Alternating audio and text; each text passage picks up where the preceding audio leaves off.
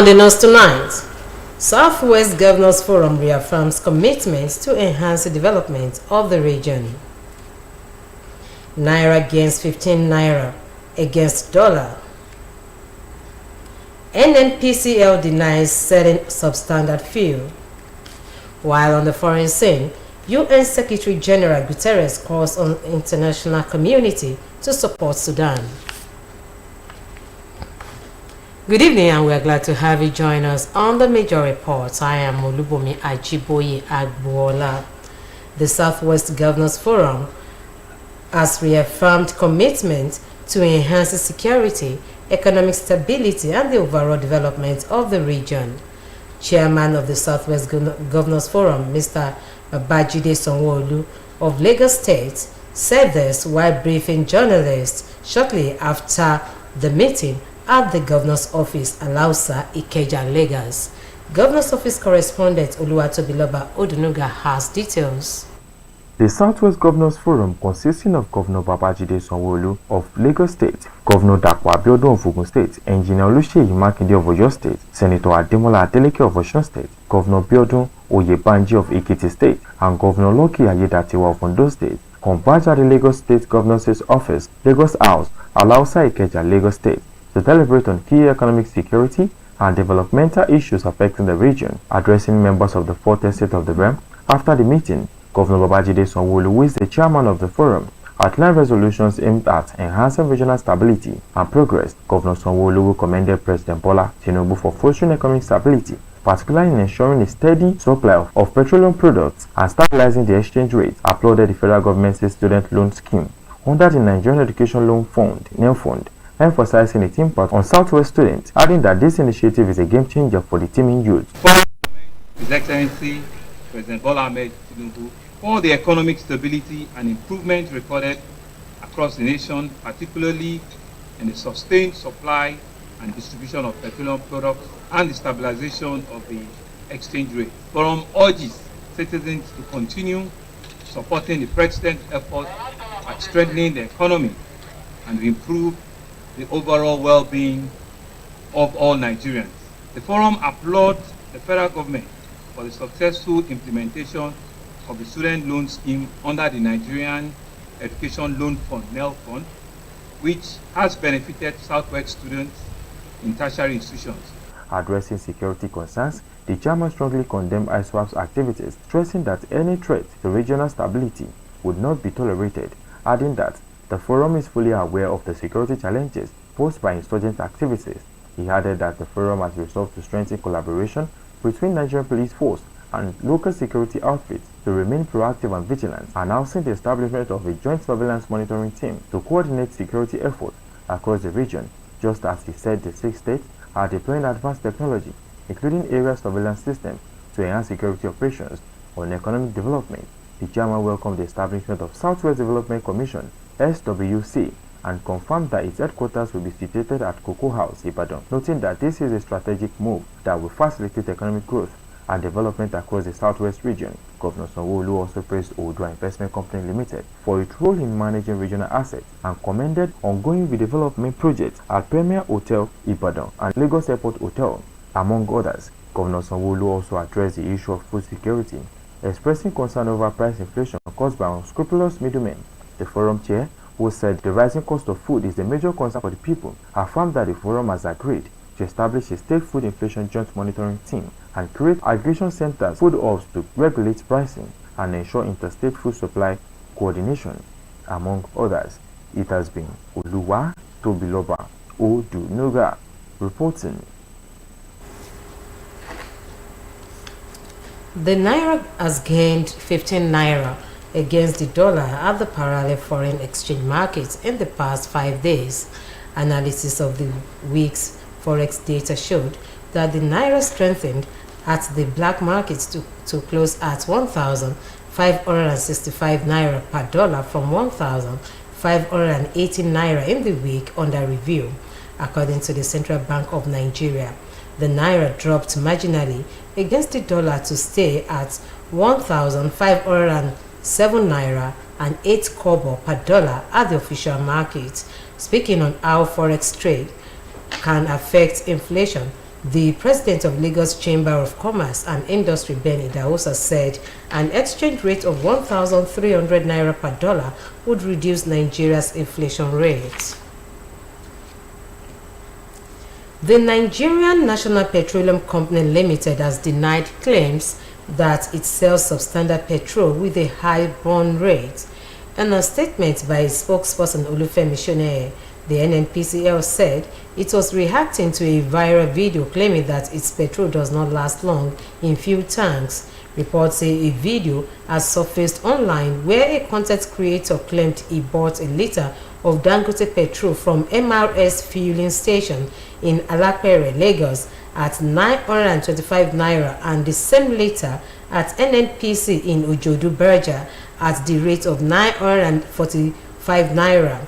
According to him, he poured the fuel into separate power generators and the one running on NNPC fuel stopped at 17 minutes, while the Dangote petrol lasted until 33 minutes. But the NNPCL said the petrol purchased from its fueling station was from the Dangote refinery. The company spokesperson said that the NNPCL strongly refutes the false and misleading allegations made in a viral video circulating online, which claims that NNPCL fuel does not last. He described the assertion baseless and entirely unfounded, originating from unverified and amateur research that lacks credibility, accuracy, and professional oversight. The company emphasized that its fuel is carefully formulated with one of the best compositions ensuring optimal efficiency, durability, and environmental sustainability for consumers. Canada's decision to deny some senior military officials, including the Chief of Defense Staff General Christopher Musa, visas has continued to generate reactions as countries consider the appropriate diplomatic response to the incident. The Minister of Interior, Mr. Olubunmi Tunji-Ojo, expressed strong disapproval of the embassy's action, calling it disrespectful not only to General Musa but to Nigeria as a whole. Mr. Tunji-Ojo suggested that Nigeria would consider reciprocal measures in light of treatment of its highest-ranking military officer. He emphasized that the Ministry of Foreign Affairs would take steps to address the situation and ensure that diplomatic relations are upheld. Reacting, the Canadian High Commission acknowledged media reports on the visa deniers but refrained from commenting on the specifics of the visa applications. The Commission confirmed its awareness of the situation but reiterated that it could not disclose details about the status of individual visa applications. It was learned that the military officials had been invited to an event honoring war veterans in Canada, but while some members of the delegation received visas, others were denied entry, causing disappointment and frustration. A retired permanent secretary from Osun State Ministry of Education, who doubles as a lawyer cum lecturer, Dr. Lawrence Oyeniro, has appealed to the government to soften the 320 required marks for younger admission seekers to reduce the likely bottleneck in universities admission. Dr. Oyeniro also said government should improve on monitoring and security of students, especially on campuses. Policies are dynamic, they are not static. So, well, it's a welcome arrangement having the new policy on education, which talks of 12 years of compulsory education. But my take on that will be that while it is welcome, I will advise government to take a second look on it, because not all children are actually disposed to theoretical knowledge. Something be done in between that policy that will allow for children who may want to go the technical way to use their hands. That will be helpful. The lawyer urged SSEE examination bodies to emulate the giant strides in unified tertiary matriculation examination by maintaining sanity to a higher level so that the students will stop holding on to certificates got through malpractices. He also advised the government to provide for students with practical prowess instead of tailoring all into theoretical activities. You have to make 320 marks to get in. To me, it appears too high. High in the sense that, though we have some geniuses among them that could attain it, but not all of them. Not all. My take will be that the marks be reduced a little bit to enable a minimum performance from such children to be able to go in. Because if we put it at that 320, it's like, say, to me, it appears rigid. Not wanting a sizable number of them to get admission, and that would not be fair. Meanwhile, the National Association of Nigerian Students has protested its exclusion from the board of the Nigerian Education Loan Fund. The association had earlier demanded the immediate inclusion of a student's representative in the forthcoming board meeting. Failure would result to shutting down the venue. In a letter sent to the managing director of the fund, Akintunde Sawyer, the chairman of the board, Jim Ovia, NAS president Lucky Emenefe, described its continued exclusion as completely unacceptable. According to Emenefe, as the primary stakeholders and direct beneficiaries of the Nigerian Education Loan Fund, it is completely unacceptable that students are sidelined from deliberations that shape the administration and disbursement of student loans. It will be recalled that President Bola Tinubu had, in April last year, assented to the Student Loans Act. President Bola Tinubu has extended condolences to Pa Adebanjo's family on the death of Afenifere chieftain Pa Ayo Adebanjo, who fought for democracy until he breathed his last breath at the age of 96. Reacting to the death of the elder statesman, in a statement, President Tinubu described it as an immense loss to Nigeria, highlighting his decades-long struggle for justice, democracy, and national unity. The president paid tribute to Adebanjo's lifelong dedication to progressive ideals, acknowledging his pivotal role in shaping Nigeria's political landscape. President Tinubu recalled Adebanjo's critical role in Nigeria's democratic struggles, particularly during periods of political turbulence. Also, former Presidents Olusegun Obasanjo and Muhammadu Buhari, state governors and Pan-Yoruba socio-political organization Afenifere and the coalition of united political parties were among the prominent individuals and groups thrown into mourning. A statement issued by the family said the elder statesman died at his Lekki residence in Lagos. The statement added that the family is consulting with Pa Adebanjo's friends, associates, numerous interest groups across the length and breadth of Nigeria and beyond to fine-tune plans for a befitting funeral, details which will be communicated in due course. Christians have been admonished to serve the will of God in all their endeavors, as well as transforming lives and the society at large.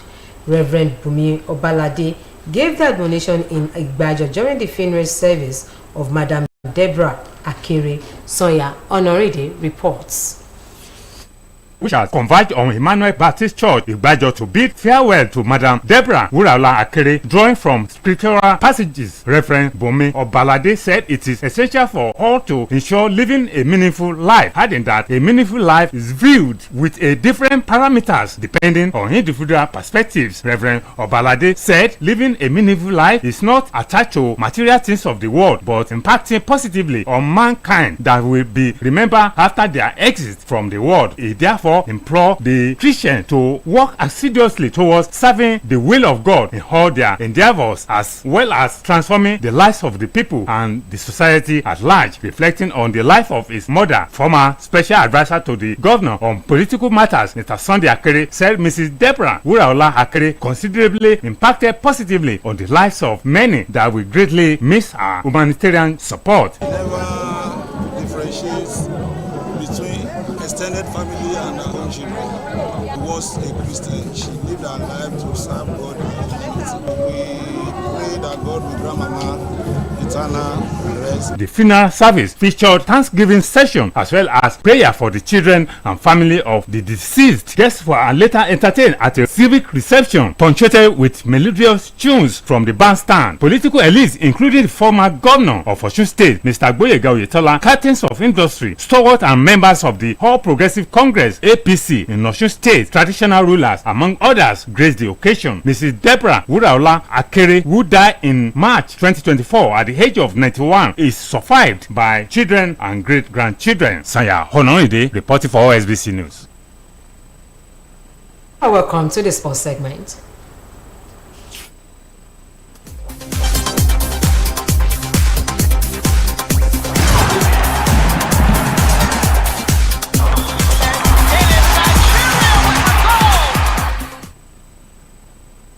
Flying Eagles head coach Aliyu Zubairu has expressed confidence in his team's ability to navigate through a tough group at the 2025 African Under-20 Cup of Nations in Cote d'Ivoire after being drawn alongside North African giants Morocco, Egypt and South Africa.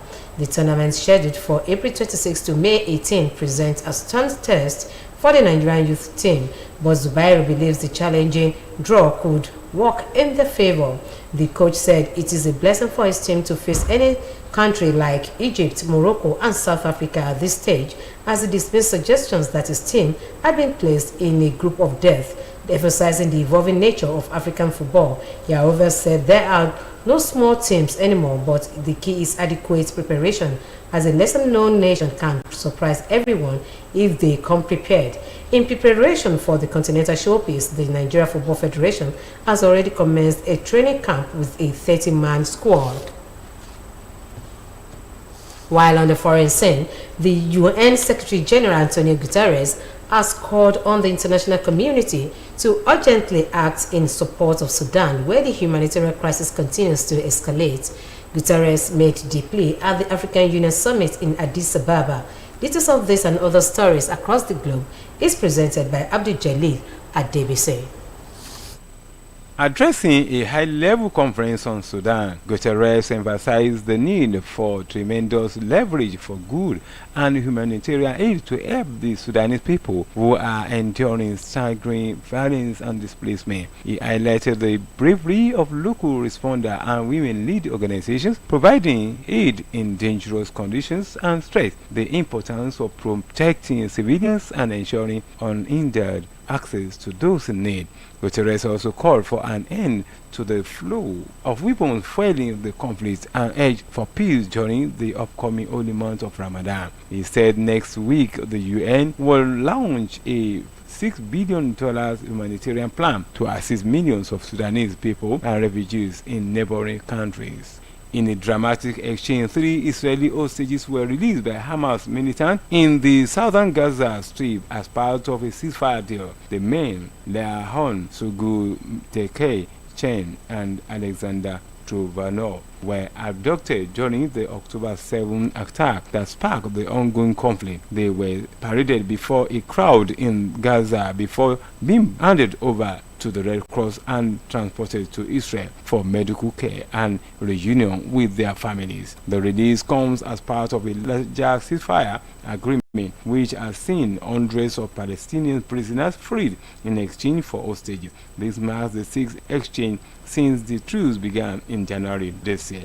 The situation remains tense, with concerns growing for the remaining hostages' well-being as violence continues to affect both sides of the conflict. Rwanda-backed M23 rebels have taken control of Kavumu Airport, a strategic hub serving Bukavu, the second largest city in Eastern Democratic Republic of Congo. According to the Rebel Alliance, the rebels who captured Goma last month are advancing south toward Bukavu, the capital of South Kivu, saying if they succeed, it will mark a major territorial gain and further weaken Kinshasa's control in the east. Kavumu Airport, mainly used for military and NGO flight, was effectively closed as Congolese forces withdrew equipment.